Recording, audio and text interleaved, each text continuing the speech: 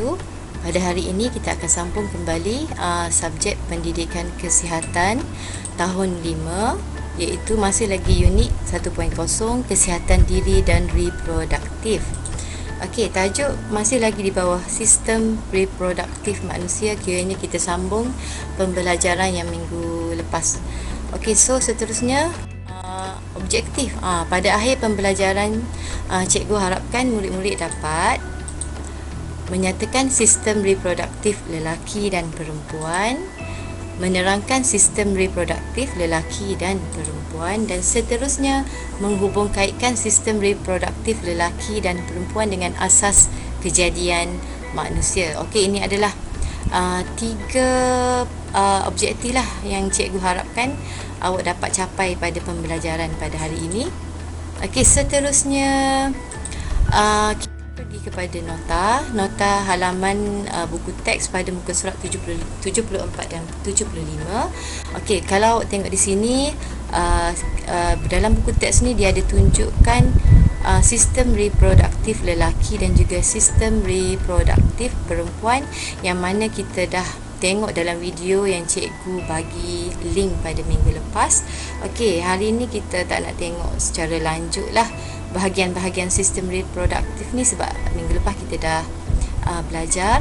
Tapi hari ni cikgu nak tekankan kepada proses persenyawaan, bagaimana seorang bayi itu dilahirkan. Okey, jadi jom kita tengok secara lebih lanjut.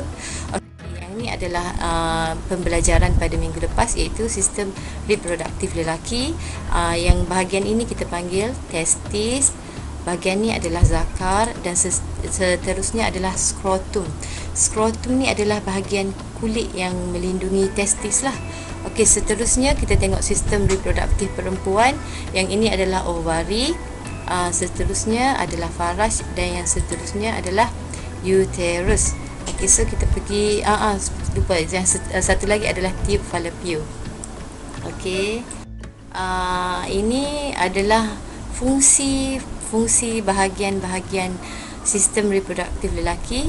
Testis ni adalah fungsi dia adalah untuk menghasilkan sperma.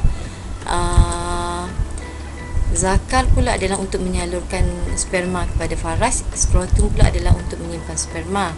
Manakala bahagian sistem reproduktif perempuan ni, ovari, berfungsi untuk menghasilkan ovum dan hormon. Faraj menerima sperma daripada zakar. Uterus tempat fetus membesar, dan tube fallopian ni tempat persenyawaan berlaku. Okey, jadi apa yang kita nak pelajari pada hari ini adalah persenyawaan. Bagaimana persenyawaan itu berlaku. Okey, kalau kita boleh tengok kat sini, persenyawaan berlaku apabila sperma disalurkan ke dalam faraj dan bersatu di dalam ovum. Okey, kalau boleh tengok gambar ni, ini adalah ovum yang dihasilkan oleh ovari. Okey, persenyawaan ini akan berlaku apabila sperma ni berjaya menghampiri, ataupun kita kata berjaya mencari ovum tersebut. Okey, jika sperma tu berjaya disalurkan melalui faraj ni dan menuju kepada sperma, dan berlaku penyatuan antara sperma dan ovum ni, maka kita kata proses persenyawaan itu sudah berlaku. Okey, seterusnya penghasilan sperma dan ovum ni, penyatuan kedua-dua ni akan menghasilkan satu sel. Selepas itu dia akan membahagi kepada 2 sel, 4 sel, 8 sel, dan seterusnya dia akan membentuk zigot. Okey, ini adalah zigot. Okey, zigot ni akan membesar dan menjadi embrio. Seterusnya embrio akan membesar menjadi fetus. Bila dah cukup sifat, ada telinga, hidung, mata, tangan, kaki, semua kita panggil embrio tu adalah fetus. Okey, fetus ni akan membesar di dalam uterus ibu selama lebih kurang 9 bulan sebelum dilahirkan. Lepas tu keluarlah baby yang comel, yang bayi yang comel ni. Kalau siapa-siapa yang ada adik, ataupun awak nak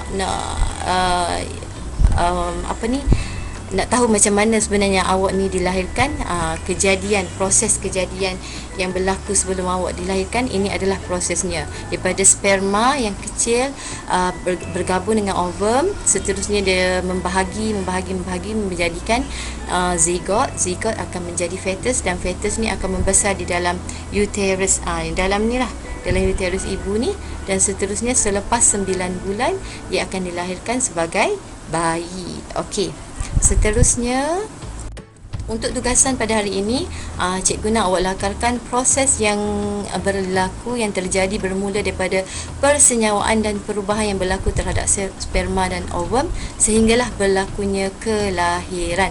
Maknanya awak boleh lakarkan sperma, ovum, seterusnya dia membahagi menjadi sel, seterusnya dia akan menjadi zigot menjadi embrio menjadi fetus, dan seterusnya lahirlah seorang bayi. Tak kira lah, ikut kreativiti masing-masing macam mana nak buat lakaran tugasan yang saya berikan ini. Okey, jadi tolong buat dalam buku pendidikan kesihatan. Kalau dah siap boleh snap gambar dan PM kepada cikgu. Okey, so sekian, terima kasih. Dengan itu berakhirlah nota untuk cikgu pada hari ini, pembelajaran pada hari ini. So kita akan sambung pada hari yang seterusnya.